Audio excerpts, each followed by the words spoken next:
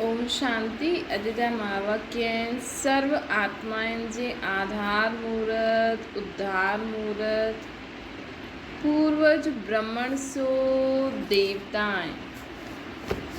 सर्व आत्माउनि जे आधार मूर्त, उद्धार मूर्त ऐं पूर्वज ब्रह्मण सो देवता आहिनि।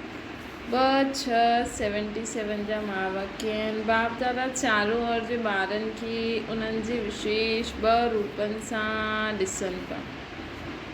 उहे 2 रूप कहिड़ा आहिनि ॼाणंदा आहियो? उहे 2 रूप आहिनि, हिकु सर्व जा पूर्वज, ॿियो सर्व जा पूजनीय। असां सर्व जा पूर्वज बि आहियूं, सर्व जा पूजनीय बि आहियूं। पूजन सां गॾु गॾु ॻाइण योग्यता आयो ई न। हीअं पंहिंजे ॿिन्हिनि जी स्मृति रहंदी आहे कि असां पूर्वज ऐं पूजनीय आहियूं। ईअं पंहिंजे ॿिन्हिनि कर्तव्यनि जी स्मृति रहंदी आहे कि असां ई सर्व धर्म स्थापक व धर्मनि जी आत्माउनि जा पूर्वज आहियूं। ब्रह्मण सो देवता अर्थात आदि सनातन धर्म जी आत्मायूं, बीज अर्थात बाप द्वारा डायरेक्ट तने जे रूप में आहियूं। सृष्टि वृक्ष जे चित्र में भी असांजो स्थान काथे आहे? मूल स्थान आहे न, त मूल तनो जंहिं द्वारा ही सर्व धर्म रूपी शाखायूं उत्पन्न थियूं आहिनि। त मूल तनो जे द्वारा ही सर्व धर्म रूपी शाखाएं उत्पन्न थियूं आहिनि। त मूल आधार अर्थात सर्व जे पूर्वज ब्रह्मण सो देवता आहिनि। अहिड़ा पूर्वज अर्थात आदि देव द्वारा आदि रचना आयो न। असां आदि देव द्वारा आदि रचना आहियूं। ब्रह्मा बाबा आदि देव आहे न, शिव बाबा आदि देव द्वारा असांखे रचियो अथई न। हर हिक खे पंहिंजे पूर्वज जो रिकार्ड ऐं स्नेह रहंदो आहे न। हर हिक खे पंहिंजे पूर्वजनि जो न रिगार्ड ऐं स्नेह रहंदो आहे। हर कर्म जो आधार, कुल जी मर्यादाउनि जो आधार, रीति रस्मनि जो आधार पूर्वज हूंदा आहिनि।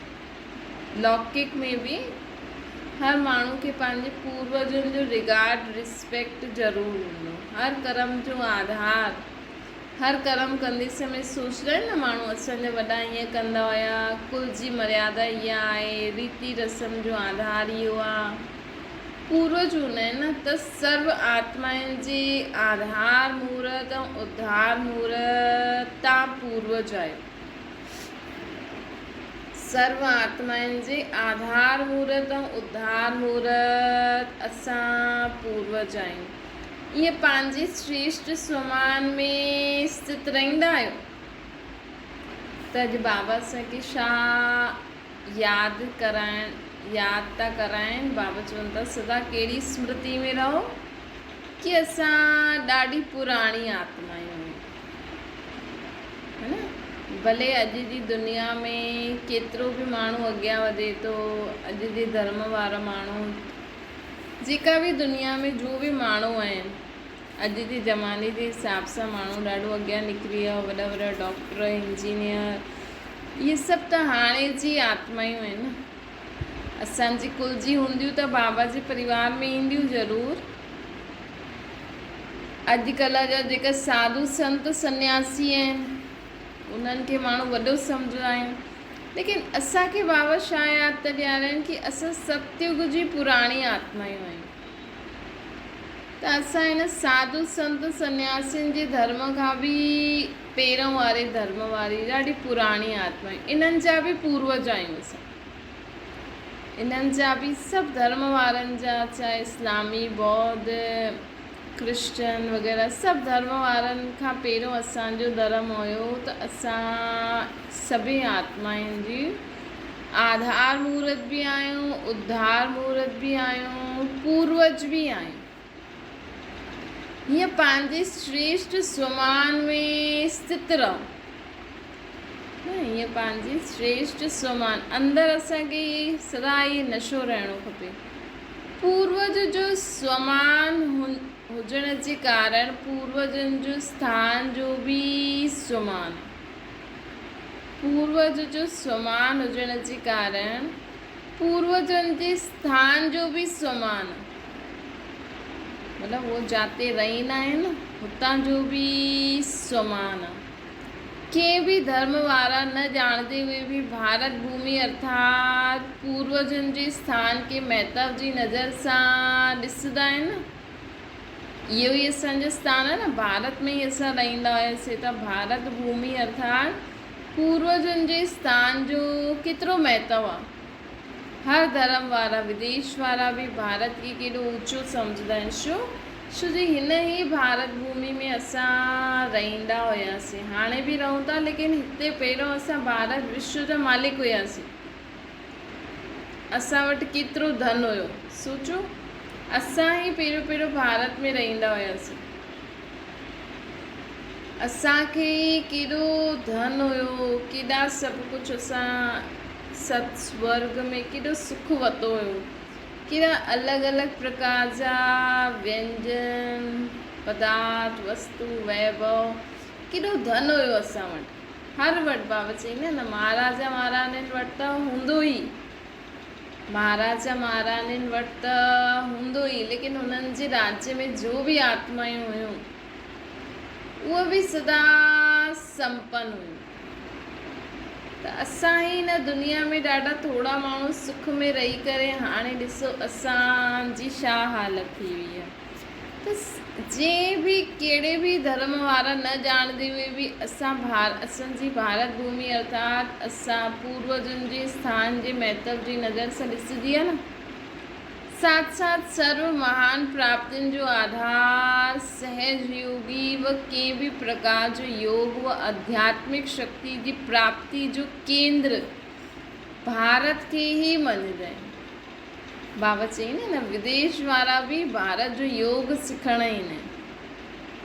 बाबा चवंदा स्थान जो त महत्व आहे सही, साथ साथ सर्व महान प्राप्तियुनि जो आधार सहज योगी व कंहिं बि प्रकार जो योग व आध्यात्मिक शक्ति जी प्राप्ति जो केंद्र भी भारत के ही मञंदा आहिनि।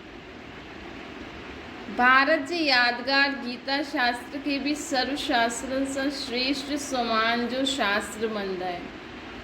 त बाबा अॼु असांखे छा स्मृति था ॾिलाइनि कि असां बि ॾाढी श्रेष्ठ आत्मायूं, सुमानधारी आत्मायूं, पूर्वज आत्मायूं आहियूं।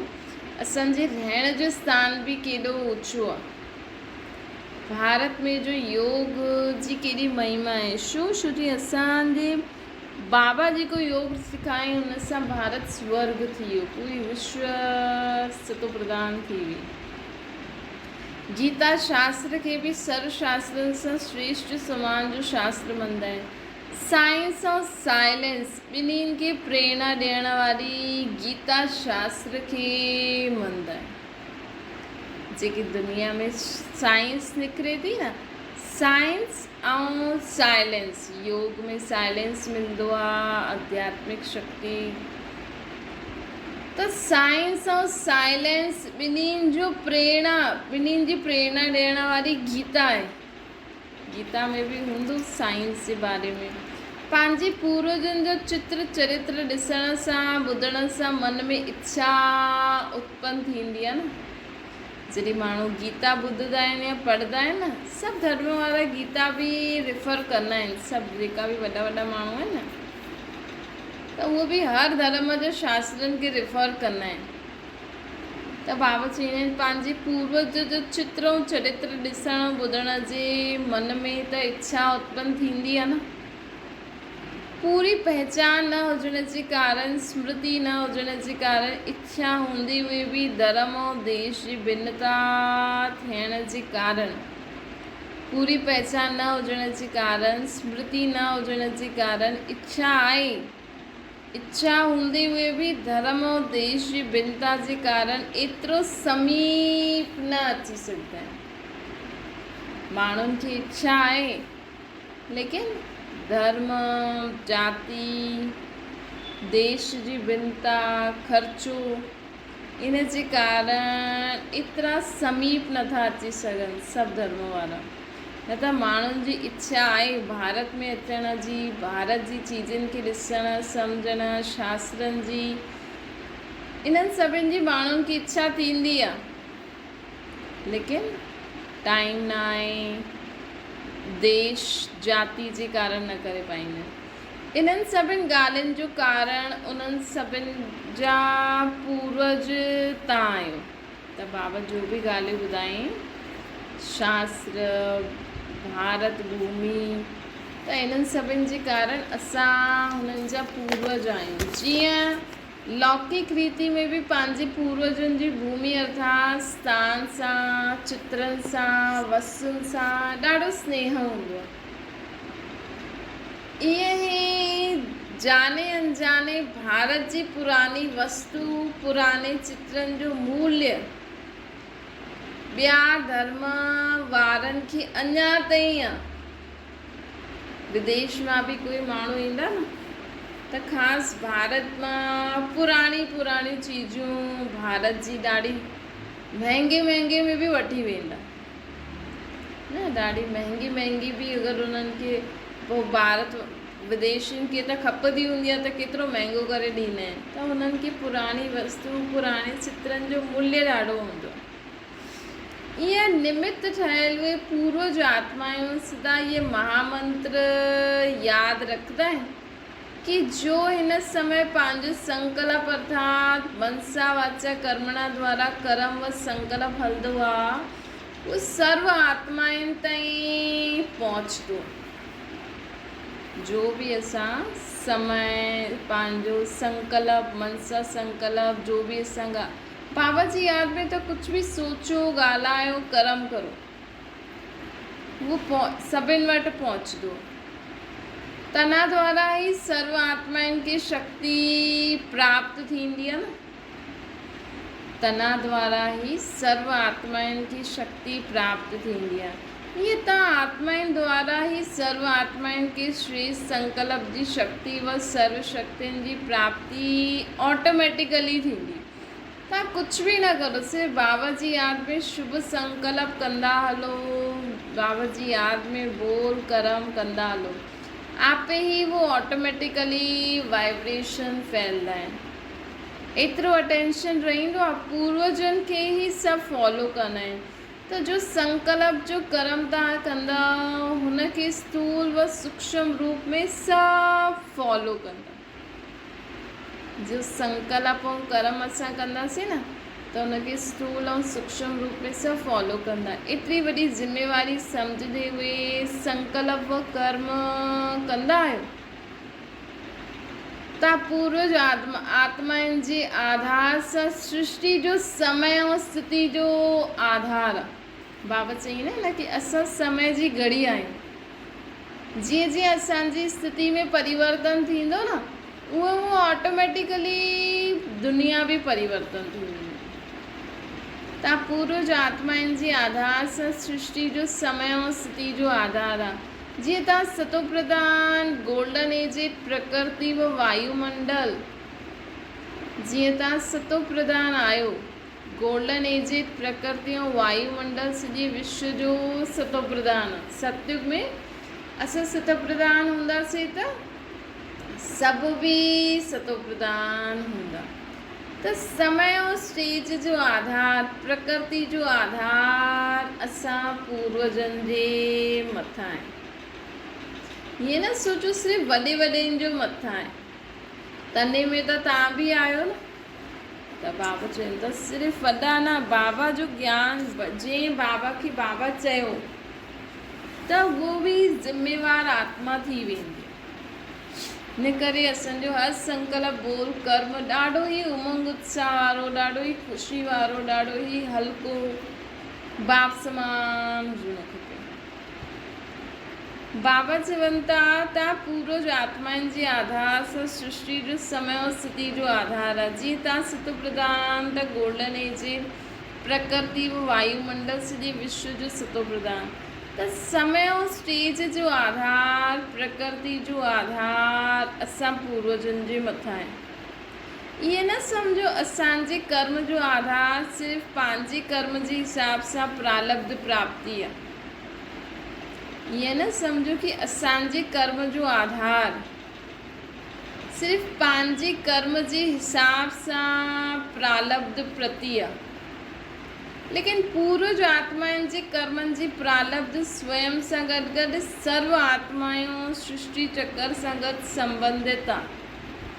असां जेको संकल्प बोल कर्म कंदासीं न, उन हिसाब सां असांखे ऐं सर्व खे मिलंदी प्रारब्ध। कर्मनि जी प्रारब्ध असां सां गॾु असां बाक़ी सभिनि आत्माउनि खे, प्रकृति खे बि मिलंदी। असां शुद्ध संकल्प कंदासीं त असांखे बि फ़ाइदो, माण्हुनि खे बि फ़ाइदो, प्रकृति खे बि फ़ाइदो थींदो।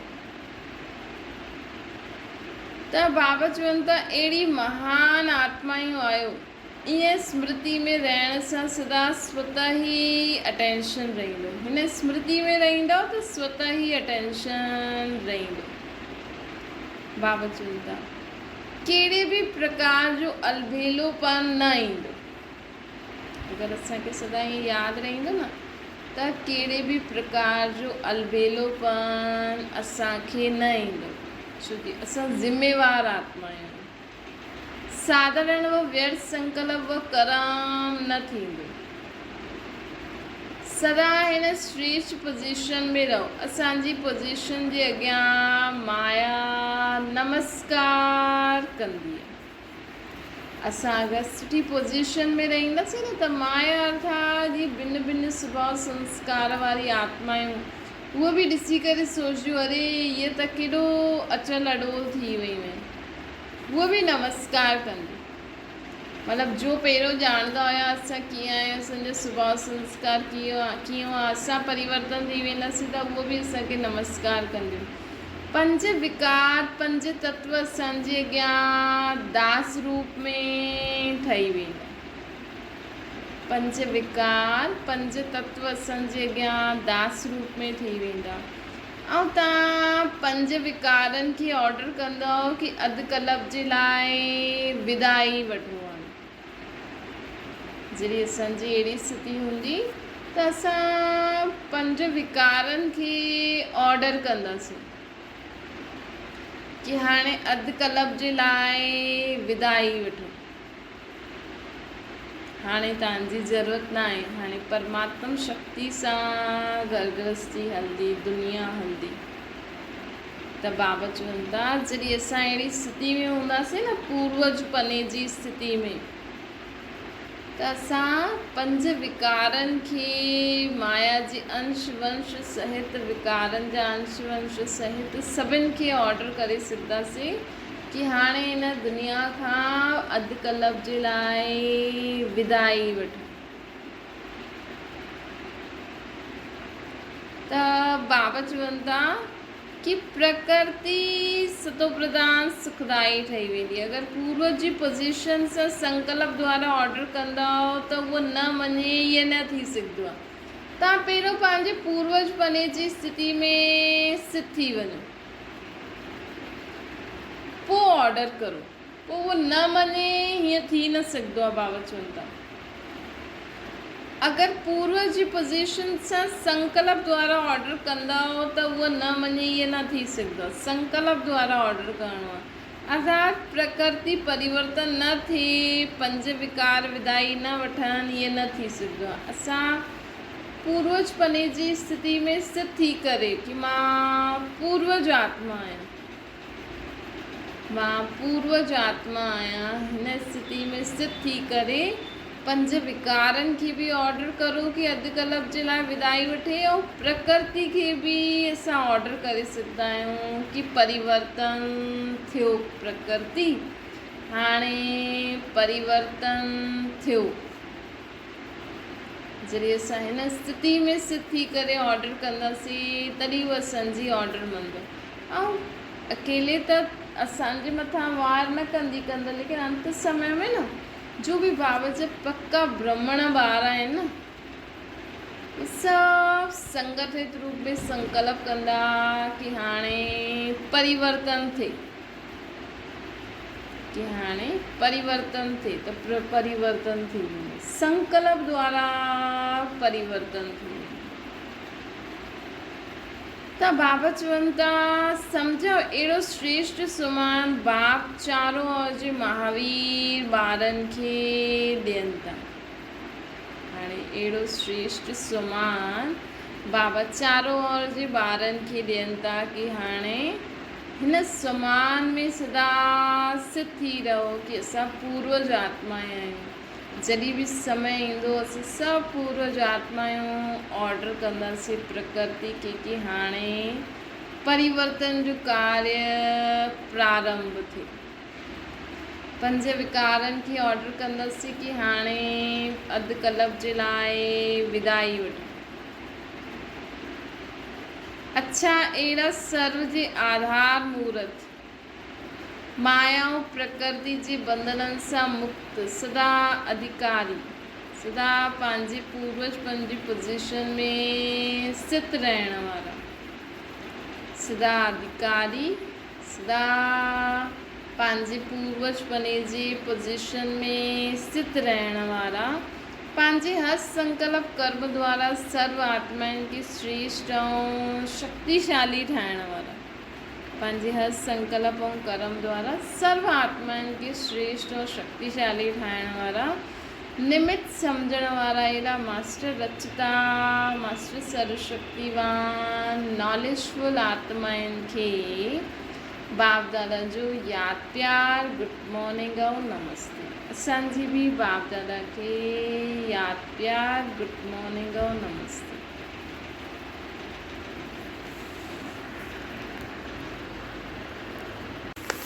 बाबा हाणे निर्मल शांता दादी जी सां ॻाल्हाइनि था। दादी जी खे चवनि था निमित दादी जी जे लाइ आहे, लेकिन सभिनि जे लाइ आहे। स्वयं खे पूर्वज सम्झंदा आहियो। हाणे विदेश में बि जो निमित दादी वई, लेकिन कंहिं लाइ वई? सभु धर्म वारनि खे पंहिंजे पूर्वज जी नज़र सां ॾिसंदी, भासना ईंदी, वाइब्रेशन ईंदा कि आत्मायूं असांजी संबंधी आहिनि, असांजा आहिनि। लेकिन कीअं? उहे जॾहिं संपर्क में ईंदा आहिनि त सम्झी सघंदा न, जॾहिं संपर्क में ईंदा त सम्झी सघंदा, लेकिन वाइब्रेशन ज़रूरु ईंदा। असां भले हिकु ई स्थान ते सुठा वाइब्रेशन फैलायूं न कि असां सभिनि आत्माउनि जी पूर्वज आत्मायूं, असां सभिनि खे सुख शांति ख़ुशी जा वाइब्रेशन था ॾियूं त उन्हनि वटि वाइब्रेशन पहुचंदो। लेकिन जॾहिं असां सां मिलंदा तॾहिं त उन्हनि खे उहा भासना ईंदी न। हर स्थान ते ऊची नज़र सां ऊच आत्माउनि जी भावना सां वाइब्रेशन द्वारा, दृष्टि द्वारा कुझु प्राप्त थी वञे, हिन भावना सां ॾिसंदा।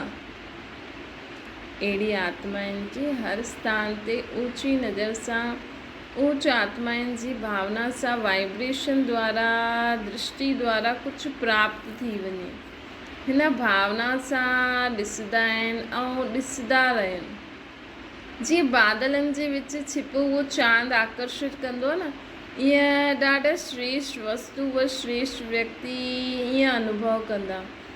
मतिलबु जो परमात्मा सां जुड़ियल आत्मायूं हूंदी आहे न, त ॾिसो कहिड़े बि धर्म जा कोई बि वॾा हूंदा आहिनि, हुननि खे माण्हू हिन दृष्टि सां ई ॾिसंदा आहिनि। कई त अलॻि अलॻि धर्मनि जे हिसाब सां ध्यानु न ॾींदा आहिनि, लेकिन त बि जेका आध्यात्मिकता सां जुड़ियल हूंदा आहिनि न, उन्हनि सां माण्हू इहे सोचंदा आहिनि कि जीअं बादलनि जे विच में छुपो उहो चांद आकर्षित कंदो आहे न, त हिन कलयुगी दुनिया में अहिड़ी आत्मायूं बि आकर्षित कंदियूं आहिनि। इहे ॾाढा श्रेष्ठ वस्तु, उहो श्रेष्ठ व्यक्ति ईअं अनुभव कंदा। त हिते त डायरेक्ट बाबा खे यादि करण वारी कोई आत्मा निमित ठहियल हुई, उहा वेंदी त कहिड़ो माण्हुनि खे आकर्षित थींदो। त बाबा चवनि था कि लेकिन नॉलेज न हुजण जे कारण बादलनि जे विच में हाणे अनुभव कंदा। बादलनि जे विच थोड़ी किरणियूं, थोड़ी शीतलता नज़र ईंदी। सब म्यूट बटन दबाए छॾियो। बाबा चवनि था बादलनि जे विच थोड़ी सी किरणियूं, थोड़ी सी शीतलता नज़र ईंदी ऐं आकर्षण थींदो स्पष्ट पाइण लाइ।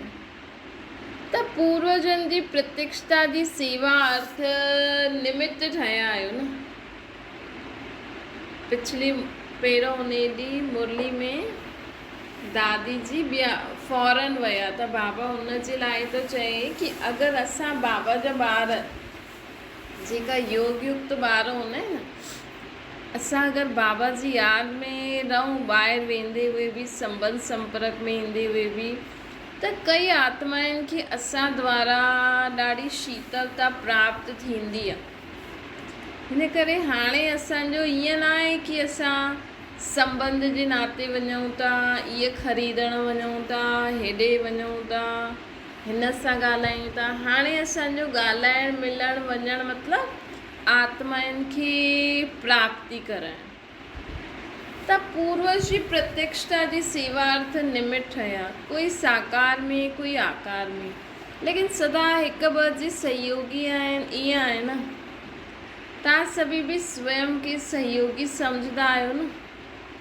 निमित्त त कोई हिकु ई ठहींदो, लेकिन असां घर वेठे बि बाबा खे यादि था करूं त असां द्वारा बि आत्माउनि खे ॾाढा वाइब्रेशन पहुचंदा आहिनि। किथे असां न पहुची सघंदा आहियूं, लेकिन असां बाबा खे यादि था करूं त कोई न कोई निमित्त ठहींदो आहे हुननि खे बाबा जी शक्ति पहुचाइण जी। ठाहियो तव्हां था, संकल्प तव्हां था करो न। जीअं सम्झो हिकु फैक्ट्री ते माल ठहे थो, लेकिन फैक्ट्री वारो जेको मालिक आहे उहो थोरी विकिणणु वेंदो, उहो त कंहिं द्वारा सप्लाई कंदो आहे न। अलाए कहिड़े जॻह ते कंहिं माण्हू खे कुझु खपे त तव्हां वटि ख़बर आई त तव्हां ॿियनि जे हथ भिजवाईंदव न। ईअं ई असांखे पतो लॻो किथे भूकंप आयो आहे, असां बाबा खे यादि करणु वेही, बाबा उन्हनि आत्माउनि खे मदद मिले, उन्हनि खे रोटी मिले, पाणी मिले, उन्हनि खे जो मदद खपे उहो मिले। असां हिते संकल्प करूं, बाबा खे यादि करूं, भले असां न वञूं, लेकिन बाबा असांजे संकल्प खे, असां द्वारा जो शक्ति उन्हनि खे मिलणी आहे उहो कंहिं द्वारा उनखे पहुचाए ॾींदी न। त शेयर उनखे बि मिलंदो, लेकिन दात संकल्प त तव्हां कयो न। वैसी दुनिया में हाणे केॾो कुझु थिए थो, सम्झो ॾिसो एॾा माण्हू बीमार आहिनि, असां उन्हनि जे लाइ योग करूं, बाबा खे यादि करूं त डॉक्टर्स खे बि कुझु सम्झ में कुझु अहिड़ो पावर मिलंदी आहे कि जंहिंसां उहो उन माण्हू खे ठीकु करे छॾे। चइण में ईंदो आहे डॉक्टर सुठो आहे, लेकिन असां जो योग कंदा आहियूं न, असांजो बाबा खे यादि करे उन्हनि आत्माउनि खे शक्ति ॾींदा आहियूं कि उहो जल्दी ठीकु थी वञे, त हिन जा वाइब्रेशन डॉक्टर वटि वेंदा, उहो कुझु रीति सही ॿियो रीति इलाजु कंदो आहे, उहो माण्हू ठीकु थी वेंदो आहे। त हीअं कमु कंदो आहे। तव्हां हीअं न सोचो मां ई वञा, मां ई करां, मुंहिंजो नाम थिए। असां हीअं न सोचूं। असांखे ख़बर मिली न मिली, असांखे रोज़ बाबा खे यादि करे विश्व जी सर्व आत्माउनि खे सुख शांति जो दान ॾियणो ई आहे। जीअं आत्मा खे बि जो मदद खपे उहो मिले, ईअं संकल्प करो त हुननि आत्माउनि खे मिली वेंदो। त बाबा चवनि था निमित्त हिकु ई ठहींदो आहे न, लेकिन साक्षात्कार त शक्ति सेना जो थींदो न, हिक जो न थींदो आहे। जीअं बाप द्वारा ॿारनि खे साक्षात्कार थींदो आहे, ॿार द्वारा बाप जो थींदो आहे, वैसे ई निमित्त हिकु ठहींदो आहे। हिकु आत्मा द्वारा सर्व सहयोगी आत्माउनि जो साक्षात्कार थींदो। अगरि सभु हुते हली वञनि, मतिलबु विदेश में जो दादी विया, त बाबा चवनि था अगरि सभु विदेश में हली वञनि त बाक़ी हिते ॾिसण कंहिंखे ईंदा। पोइ मधुबन में या जाते बि जहिड़े तव्हां पंहिंजे घर में बि वेठा आहियो न, तव्हां घर में बि बाबा खे यादि करो त तव्हां द्वारा माण्हुनि खे शक्ति मिलंदी न। सभु त मधुबन ऐं सेंटर्स ते न वञी पाईंदा आहिनि न, है न। लेकिन तव्हांजे मोहल्ले में बि तव्हां अगरि बाबा खे सुठी रीति यादि करो, ख़ुदि खे पूर्वज सम्झो, सभिनि जा सहयोगी मन सां वाचा कर्मणा, भले मन वाचा कर्मणा न, लेकिन मन सां बि तव्हां ईअं संकल्प करो, चलो पूरी दुनिया छॾो, शहर छॾो, तव्हां इहे ई संकल्प करो हिन मोहल्ले वारी सभी आत्माऊं सुखी शांति शक्तिशाली आहिनि, सभिनि जो जीवन ॾाढो सुठो आहे न, त तव्हांजो मोहल्लो ई पहिरियों स्वर्ग ठही वेंदो। चलो मोहल्लो न, कम से कम पंहिंजे घर में त असां अहिड़ा संकल्प फैलायूं त परिवर्तन धीरे धीरे थींदो आहे। बाबा चईंदा आहिनि पूरे विश्व खे ॾियो त तव्हां वटि बि पहुची वेंदो। अगरि पूरे विश्व ते असां नथा सोचे सघूं त पंहिंजे घर, पंहिंजे मोहल्लो, पंहिंजो शहर या जाते तव्हांखे पतो लॻे थो हुननि खे असां वाइब्रेशन ॾियूं, बाबा खे यादि करे शक्ति जो ध्यानु ॾियूं। त बाबा चईंदा आहिनि कि सभु त न वेंदा न, पोइ हिते केरु रहंदो। ॿुधंदा ऐं ईअं ॿुधंदा ॿियो बि ईअं त आकर्षण थींदी, सभु चीज़ हिकु बार थोरी ॾेखारे में ॾींदी। सौदागर बि थींदो आहे न, सौदागर बि हूंदो आहे त सभु चीज़ हिकु ई बार ॿाहिरि निकारे ॾींदो आहे छा? जो सौदागर हूंदो आहे हिकु हिकु ॻाल्हि जो महत्व रखते हुए पोइ हुनखे अॻियां कंदो आहे। ड्रामा अनुसार हर रत्न जी वैल्यू अलॻि अलॻि समय ऐं अलॻि अलॻि स्टेज ते प्रत्यक्ष थींदी। बाबा वटि ॾाढा सुठा सुठा आत्माऊं रतन आहिनि। बाबा हर हिक खे हिकु साथ न कढंदो आहे, अलॻि अलॻि समय अलॻि अलॻि स्टेज ते प्रत्यक्ष थींदी आहे। इन करे चारों ओर यादगार मंदिर ठहियल आहिनि न, कोई मंदिर कंहिंजे लाइ महत्व आहे, कोई मंदिर कंहिंजे लाइ महत्व आहे। सिर्फ़ु हिकु स्थान ते आहे छा? पोइ त हिकु ई स्थान ते सभिनि जो मंदिर ठही वञे, लेकिन हर रतन जो हर स्थान भिन्न भिन्न सेवा जे महत्व जो आहे। हिन करे चारों ओर मंदिर आहिनि, चारों ओर यादगार आहे न। गांव में बि यादगार थींदो आहे, ईअं कोई न हूंदो जाते तव्हां पूर्वजनि जो यादगार न हुजे। अहिड़ो कोई गांव आहे? सभिनि हंधि आहे न कोई शक्ति जे रूप में माण्हू बाबा खे अलॻि अलॻि नाम रूप सां पूजे ई थो। भले ना बाबा चईंदा आहिनि तव्हां ॿारनि जो आहे, लेकिन असांखे बि शक्ति केरु थो ॾिए। हाणे बाबा दीदी जी सां ॻाल्हाइनि था, तव्हांजो विमान तेज आहे या दादी जो? उनजो विमान त स्थूल आहे ऐं तव्हांजो आहे उहो साइंस जो विमान, तव्हांजो आहे साइलेंस जो विमान। मतिलबु जेका दीदी हुया न यज्ञ में, वॾी हिकु दीदी हुया, त बाबा उनखे चवनि था हिकु दीदी दादी विदेश विया विमान में, त बाबा पुछनि था उहो त विमान में वञी करे हुते सेवा कंदा, लेकिन दीदी खे बाबा चवनि था कि तव्हां त हिते साइलेंस में रही करे सेकेंड सां बि कम समय में उन्हनि खे शक्ति था ॾियो। साइंस बि साइलेंस सां ई त आई आहे, साइलेंस जी शक्ति सां ई साइंस निकिती आहे। रचता त पावरफुल हूंदो न। जीअं निमित ठहियल हुई साथी विशेष हिन समय कंहिं स्थिति में स्थित आहे। साक्षात्कार ब वरदानी मूर्त, महारानी मूर्त। त दीदी मधुबन में हुया ऐं दादी फॉरन विया। त मधुबन में वेही करे दीदी छा पिया करनि? बाबा खे यादि करे हुन स्थान ते शक्ति पिया पहुचनि। ईअं करिणो आहे। जीअं माण्हू चईंदा आहिनि न, सम्झो कोई ऑपरेशन थिएटर में आहे, ॿाहिरि सभु भॻवान सां प्रार्थना कंदा आहिनि, अंदरि डॉक्टर ऐं पेशेंट आहे, लेकिन उन्हनि खे बि उहो माण्हू ठीकु थी वञे, उन्हनि खे बि शक्ति उन समय सम्झ शक्ति ॾियण वारो जेको ॿाहिरि भॻवान खे यादि कंदा आहिनि न, त तव्हां भॻवान खे यादि करे अंदरि शक्ति पहुचायो था ऐं उहो उते कमु था करनि। त ईअं ई असांखे बि छा करिणो आहे? पूरी दुनिया में असां त न वञी सघंदा आहियूं। तव्हां चओ असां त सेंटर ते बि न वञी सघंदा आहियूं, ॿियो सेवा बि न करे सघंदा आहियूं, लेकिन तव्हां घर वेठे बाबा खे यादि कंदव न त जाते जाते जो जंहिंखे बि मदद आहे उहो मिलंदी वेंदी। मतिलबु शक्ति तव्हां था ॾियो, तव्हां द्वारा बाबा ॾियनि था ऐं कमु उहो था करनि। त दीदी खां बाबा पुछनि पिया की तव्हां छा था करो, त दीदी छा पिया करनि, मधुबन में वेही करे बाबा खे यादि करे हुन स्थान ते शक्ति पिया पहुचाइनि जिते दादी विया हुया।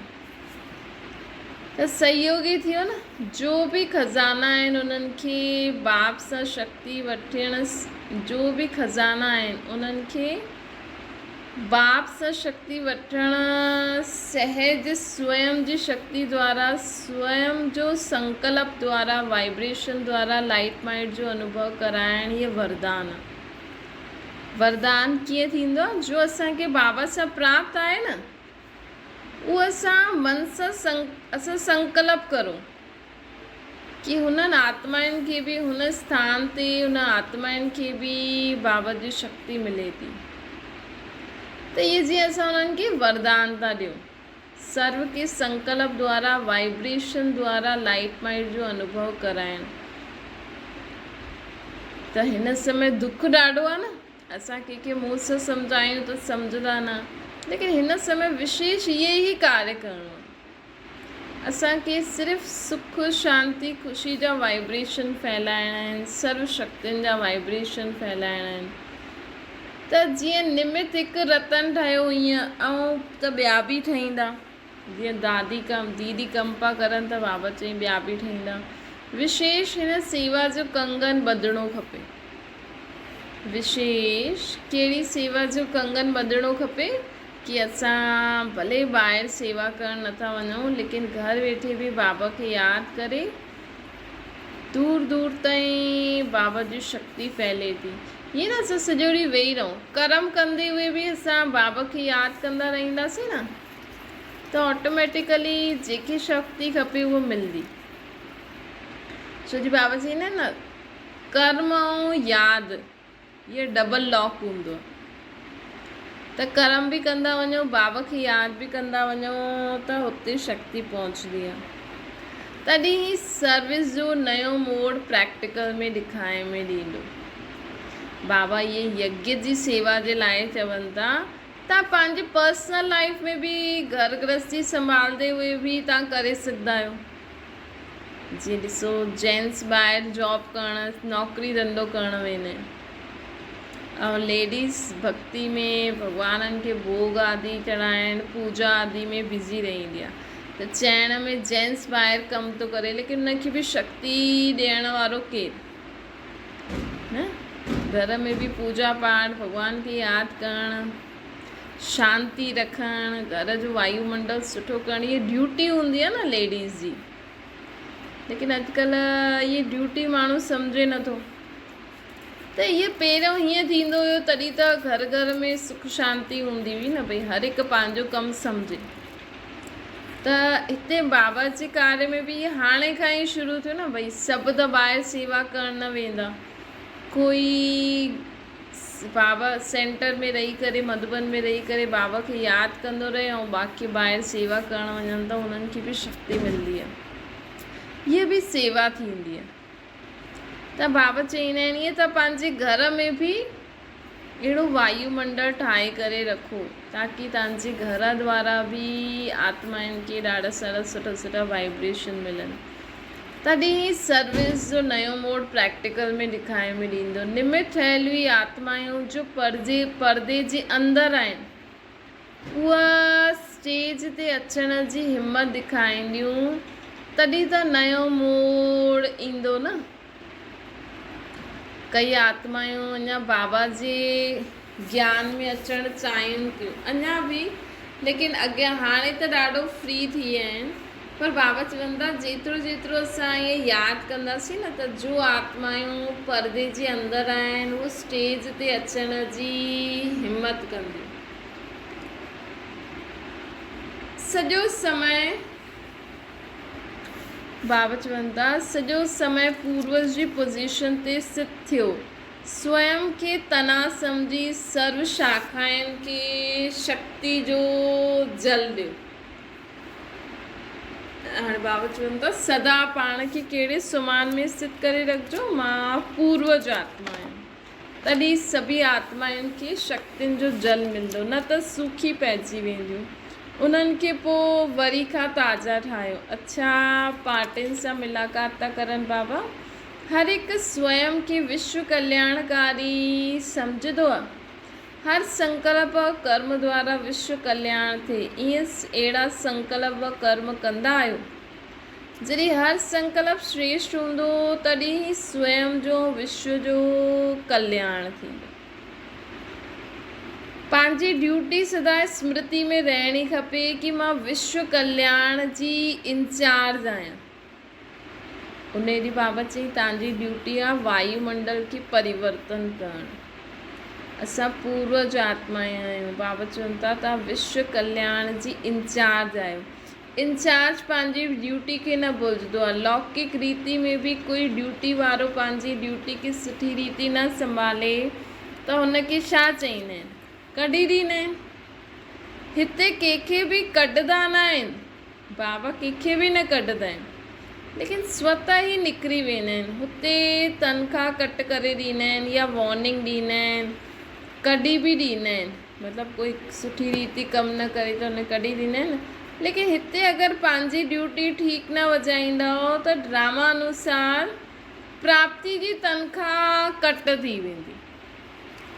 हिते असांखे सतयुग जो पद कट थी वेंदो, ख़ुशी घटि थी वेंदी, शक्ति घटि थी वेंदी। स्वतः ई अनुभव कंदव ना मालूम ख़ुशी कम छो थी वई, कारण छा थियो। कंहिं न कंहिं प्रकार सां पंहिंजी ड्यूटी यथार्थ रीति सां वॼाईंदा न आहियो।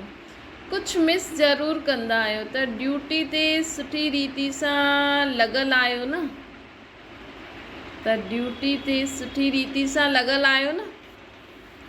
हाणे बाबा जो ठहिण खां पोइ असांजी कहिड़ी ड्यूटी आहे, विश्व जो कल्याण करणु। विश्व कल्याण जे सवाइ ॿियो कोई संकल्प हले ईअं न थी सघंदो आहे। अगरि हलंदो आहे त ड्यूटी पूरी थी त पंहिंजी ड्यूटी ते सदा क़ाइमु रहंदा आहियो न, कि हद जी ज़िमेवारी निभाईंदे हिन अलौकिक ज़िमेवारी खे भुलिजी वेंदा आहियो। सदा ये निश्चय रखे रहे कि मां विश्व कल्याणकारी आहियां। जेतिरो निश्चय ओतिरो नशो बि रहंदो। अगरि नशो कम त सेवा बि घटि थी वेंदी। हिन करे कर्म कंदे हुए घर गृहस्थी बाबा जी आहे न, मुंहिंजी न आहे, मां ट्रस्टी आहियां। उहा संभालंदे हुए बि सदा यादि रहे मां कहिड़ी ड्यूटी आहे मुंहिंजी, विश्व जो कल्याण करण जी। ये ही संकल्प करो कर्म कंदे हुए बि विश्व जो कल्याण थिए। जो ड्यूटी ते एक्यूरेट रहंदा आहिनि उन्हनि खे सभी ईमानदारी सां, ईमानदार जी नज़र सां ॾिसंदा आहिनि, फेथफुल जी नज़र सां ॾिसंदा आहिनि। बाप बि सम्झंदा आहिनि जो एक्यूरेट पंहिंजी सेवा में रहंदा आहिनि उहे ई बाप जा फेथफुल ॿार आहिनि। हिकु हूंदो आहे बाप जा निश्चय में पूर्ण, लेकिन बाप जे निश्चय सां गॾु गॾु सेवा में बि फेथफुल हुजिणो खपे। इहे बि सब्जेक्ट आहे न, जीअं ज्ञान जी सब्जेक्ट आहे उहा सेवा जी बि सब्जेक्ट आहे। त हिन में फेथफुल ई नंबर अॻियां वठी सघंदा आहिनि। त असांखे छा करिणो आहे, फेथफुल बि ठहिणो आहे। मतिलबु अहिड़ो कोई कर्म न करिणो आहे जंहिंसां बाबा जी निंदा थिए। नंबर टोटल मार्क्स जा थींदा आहिनि, लेकिन ॿियनि जी सेवा कंदे स्वयं जी बि सेवा करो। हीअं न पंहिंजी सेवा कंदे ॿियनि जी भुलिजी वञो, या ॿियनि जी कंदे पंहिंजी भुलिजी वञो। ॿिन्हिनि जो बैलेंस खपे। इनखे चइबो आहे विश्व कल्याणकारी। त आत्म ज्ञानी बि आहियो, लेकिन विश्व कल्याणकारी बाप द्वारा निमित ॿार ई थी सघंदा आहिनि। त माताऊं उहा शक्ति सेना शक्ति रूप सां सेवा में उपस्थित रहंदियूं आहिनि न। स्वयं जी कमज़ोरी हूंदी त सेवा बि न करे सघंदा। इन करे शक्ति स्वरूप थी करे सेवा करो तॾहिं सफलता प्राप्त थींदी। पंहिंजे खे साधारण माता न सम्झो। मां केरु आहियां? जगत माता सम्झो। जगत माता विश्व जो कल्याण कंदी आहे न। जगत माता छा कंदी आहे? विश्व जो कल्याण कंदी आहे। त अॼु खां हिकु त ख़ुदि खे पूर्वज सम्झो, ॿियो मुंहिंजी ड्यूटी कहिड़ी आहे? विश्व कल्याण करणी। पांडव भी महावीर समझी सेवा में उपस्थित आयो न। पांडव मुश्किल के सहज ठाहींदा। यादगार ॾिठो आहे न, संजीवनी बूटी लाई, केतिरो मुश्किल हुयो, लेकिन सॼो पहाड़ ई खणी आयो। महावीर अर्थात पहाड़ खे बि राई ठाहे ॾियण वारो। महावीर अर्थात पहाड़ खे बि राई ठाहे ॾियण वारो। अहिड़ा महावीर ठही सेवा जी स्टेज ते अचो। जीअं स्टेज हूंदी ओड़ो रिस्पॉन्ड मिलंदो। असांजी जेकी जेतिरी आत्मिक स्थिति जी स्टेज हूंदी न, ओतिरो असांखे रिस्पॉन्ड मिलंदो। एक्टर्स जॾहिं कोई एक्ट कंदो आहे त अगरि स्टेज सुठी हूंदी त एक्ट जी बि वैल्यू हूंदी न। अगरि असांजी स्टेज सुठी हूंदी तॾहिं त असांजी एक्टर जी बि वैल्यू हूंदी। काम भला केतिरो करो, लेकिन कहिड़ो? स्टेज पावरफुल आहे कि सिर्फ़ु एक्ट कंदा आहियो। हीअं न कि सिर्फ़ु असांखे ज्ञान ॾियणो आहे, लेकिन मनसा शक्ति बि हुजणी खपे। स्टेज ते स्थित रहंदे हुए एक्ट करो, पोइ ॾिसो केतिरी सफलता थी मिले। हाणे बाबा मधुबन निवासियुनि सां ॻाल्हाइनि था। निर्विघ्न आयो न, अखंड योगी आयो। योग कॾहिं खंडन त न थींदो आहे। जंहिंसां प्रीत हूंदी आहे वो प्रीत जी रीत निभाइण वारा अखंड योगी हूंदा आहिनि। मतिलबु बाबा सां अगरि असांजी प्रीत आहे त प्रीत जी रीत निभाइण वारा अखंड योगी हूंदा आहिनि। अॼुकल्ह त महान आत्मायूं बि कहलाईंदियूं आहिनि, उन्हनि जे नाम बि अखंडानंद आहिनि। लेकिन सब में अखंड स्वरूप त तव्हां ई आहियो न। आनंद में भी अखंड, सुख में भी अखंड, शांति में भी अखंड, पवित्रता में भी अखंड, सब में अखंड आयो न। वातावरण व वाइब्रेशन जो भी सहयोग आहे, भूमि जो भी सहयोग आहे। असां बाबा खे यादि करण वारी आत्माउनि खे सभु माण्हू सहयोग ज़रूरु ॾींदा आहिनि। प्रकृति भी सहयोग ॾींदी आहे। त मधुबन निवासियुनि जे लाइ सहज आहे, सिर्फ़ु संग दोष में न अचो। सिर्फ़ु संग दोष में न अचिजो।